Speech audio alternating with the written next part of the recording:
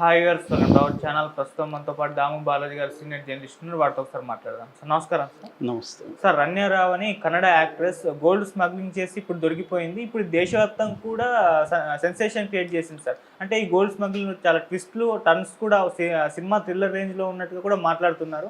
అసలు ఏం జరిగింది, రణ్యారావు ఎలా దొరికిపోయింది, అండ్ ఇంకోటి ఏంటి సార్, ఈ మధ్య కాలంలో గోల్డ్ స్మగ్లింగ్ కూడా పెరిగిపోయిందని కూడా చెప్తున్నారు సార్. ఎందుకు ఈ మధ్య కాలంలో గోల్డ్ స్మగ్లింగ్ పెరిగిపోయింది, దీనికి కారణాలు ఉన్నాయా సార్? ఇది ఒక సినిమా థ్రిల్లర్ సినిమా లాంటి స్టోరీ అనమాట. అంటే ఒక పాపులర్ హీరోయిన్ రణ్యారావు ఆమె పేరు. ఆమె మన తెలుగు వాళ్ళకి తెలియదు కానీ కన్నడలో పాపులర్. కన్నడలో కిచ్చా సుదీప్ ఉన్నాడు కదా, సుదీప్తో ఆమె మాణిక్యం అనే సినిమాలో హీరోయిన్గా చేసింది. తర్వాత పటాకి, మన పటాసు రీమేక్, అదేమో మిర్చి రీమేక్. ఈ రెండు తెలుగు రీమేకుల్లో ఈమె హీరోయిన్గా పనిచేసింది. అట్లాగే తమిళ్లో ఒక సినిమాలో పనిచేసింది. ఈమె బేసిక్గా మంగళూరు బ్యాక్డ్రాప్ ఏమిది. వీళ్ళ నాన్న హెగ్డేస్, తర్వాత బెంగళూరులో చదువుకుంది. చదువుతున్నప్పుడే ఈమెకి సినిమాల మీద వ్యామోహంతో చదువును వదిలేసి సినిమాలకు వచ్చింది. వీళ్ళ పెంపుడు తండ్రి, వీళ్ళ అంటే ఆయన పెంచుకున్నాడు ఈ అమ్మాయిని. ఆయన రామచంద్రరావు ఆయన పేరు. ఆయన డీజీపీ ర్యాంక్ అనమాట. అంటే Karnataka state police housing and infrastructure development కార్పొరేషన్కి ఎండీగా ఉన్నాడు, మేనేజింగ్ డైరెక్టర్గా ప్రజెంటు.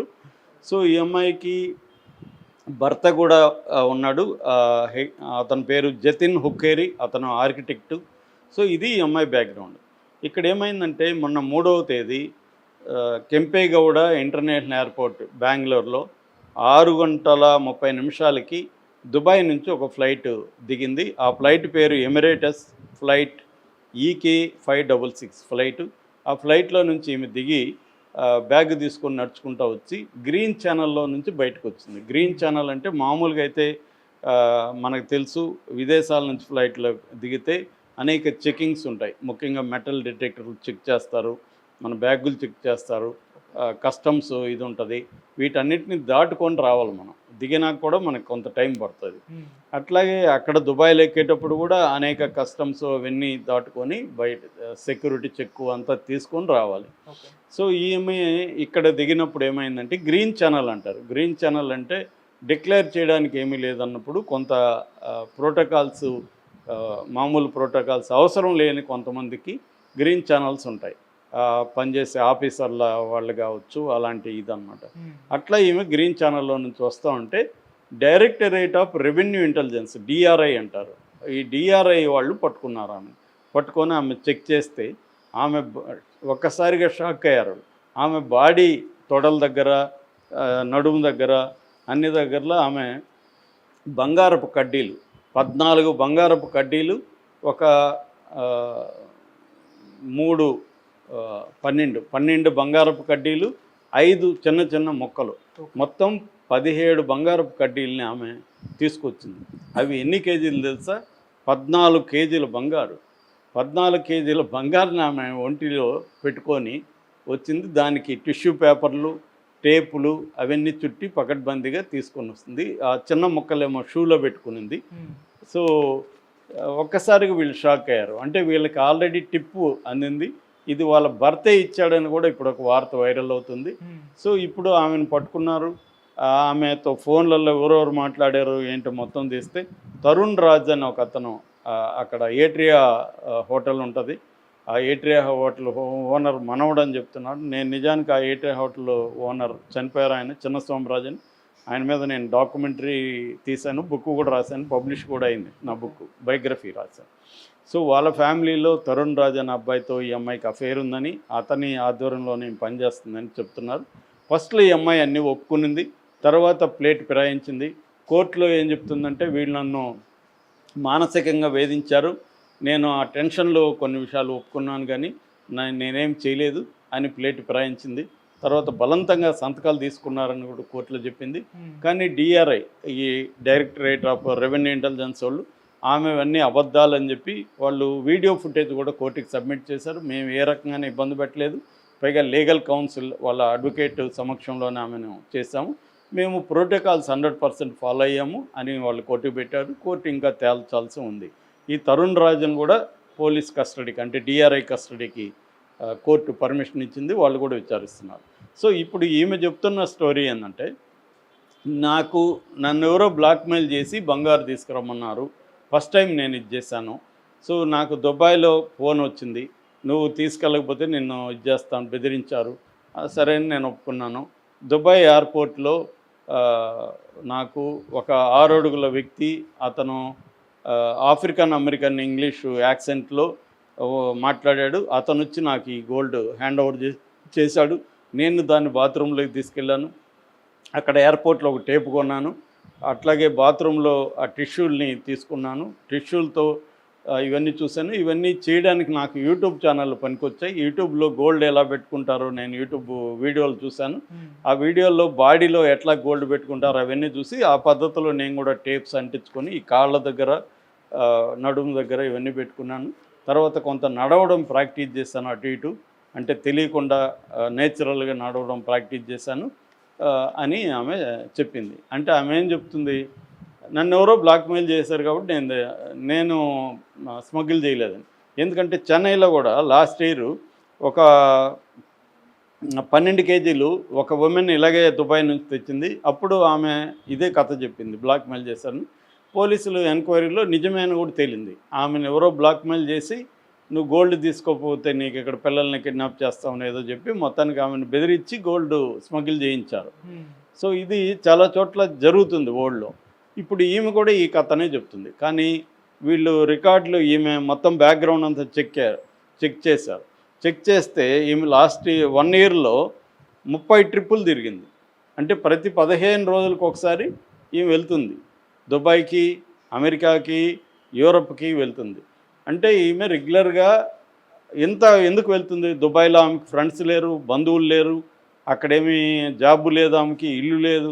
మరి ఎందుకు ఇన్నిసార్లు వెళ్తుంది? దానికి ఆమె దగ్గర ఆన్సర్ లేదు. అట్లాగే వాళ్ళ ఇంట్లో పోయి చెక్ చేశారు. వాళ్ళ ఇంట్లో చెక్ చేస్తే అక్కడ 2 కోట్ల రూపాయల విలువ చేసే గోల్డ్ దొరికింది. అట్లాగే 2,67,00,000 డబ్బు కూడా దొరికింది. ఈ గోల్డ్కి, ఈ డబ్బులకి నీ దగ్గర ఉందా, రిసీట్ ఉందా, అవన్నీ అడిగితే ఆమె చూపించట్లేదు. ఇప్పుడు ఆమె తెచ్చిన ఈ 14 కిలోల గోల్డ్ కూడా 12,56,00,000 విలువ చేసేది. అంటే ఈమె ఎప్పటి నుంచో స్మగిల్ చేసుకుని వస్తుంది. ఈమె వెనక ఏదో ఒక నెట్వర్క్ ఉంది. వీళ్ళ నాన్న డీజీపీ ర్యాంక్ ఆఫీసర్ కాబట్టి ఎయిర్పోర్ట్లో కూడా ఈమెకు గ్రీన్ ఛానల్లో పంపించేస్తున్నారు, చెక్ చేయట్లేదు.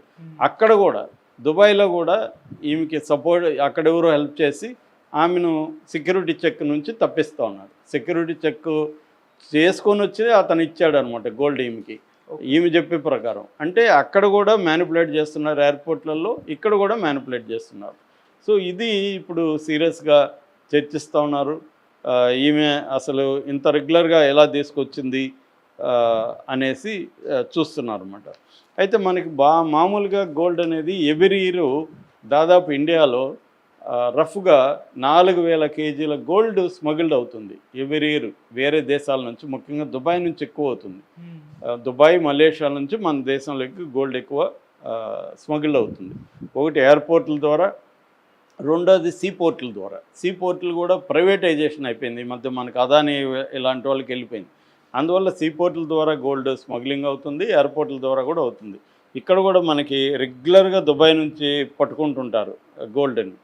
అలాగా ఎందుకు గత 7-8 ఏళ్లలో విపరీతంగా పెరిగింది? దీనికి ఒక కారణం ఏంటంటే మన డ్యూటీ అంటారు, కస్టమ్స్ డ్యూటీ అనేది దాదాపు 38.5% కస్టమ్స్ డ్యూటీ ఉంది.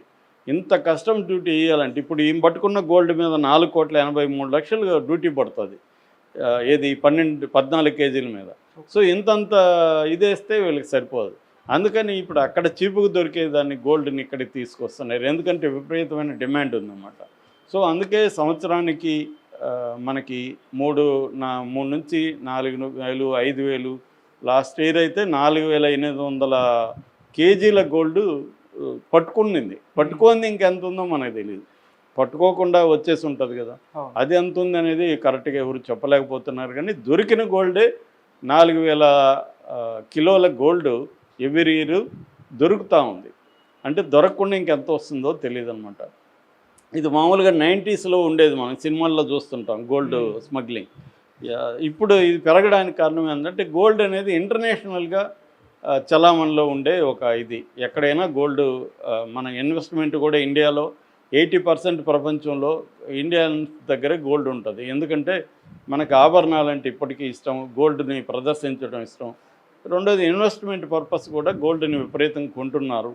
సో దీనివల్ల గోల్డ్ అనేది వీళ్ళు కూడా ఏం చేస్తున్నారంటే ఇంటర్నేషనల్గా వచ్చే గోల్డ్ మీద ట్యాక్స్ పెంచేశారు కాబట్టి ఈ డ్యూటీ కట్టకుండా ఇలా తీసుకురావడం అనేది ఈ మధ్యకాలంలో పెరిగింది. ఇప్పుడు రణ్యారావు అనే ఆమె హీరోయిన్ కావడం, ఒక డీజీపీ పెంపుడు కూతురు కావడం, ఈ స్థాయిలో ఆమె బాడీ మీద 14 కేజీల గోల్డ్ పెట్టుకొని రావడం ఒక్కసారిగా సంచలనం క్రియేట్ అయింది. ఇప్పుడు సిద్ధరామయ్య ప్రభుత్వం ఒక దీని మీద విచారణకు ఆదేశింది. అంటే ఈమెకి ఎవరెవరు హెల్ప్ చేశారు, ఇది పెద్ద ఇంటర్నేషనల్ సిండికేట్ దీని వెనక ఉంది, లేకపోతే ఈమె ఒక సంవత్సరంలో 30 సార్లు ట్రిప్పులు వేయడానికి కారణం ఏంటి, ఈమె ఎంతంత గోల్డ్ తీసుకొచ్చేసింది, ఇప్పుడు ఈమె ఒక్కటే ఎంత తెచ్చింది, దీని వెనక ఎవరున్నారు, ఆ ఎయిర్పోర్ట్లో ఆమెకు గోల్డ్ ఇచ్చిన 6 అడుగుల మిస్టీరియస్ పర్సన్ ఎవరు, ఇవన్నీ కూడా ఇప్పుడు విచారణలో తేలాల్సిన అవసరం ఉంది. దీంట్లో సిబిఐ కూడా ఎంటర్ అయింది. సిబిఐ అండ్ డిఆర్, నేను చెప్పిన డైరెక్టరేట్ ఆఫ్ రెవెన్యూ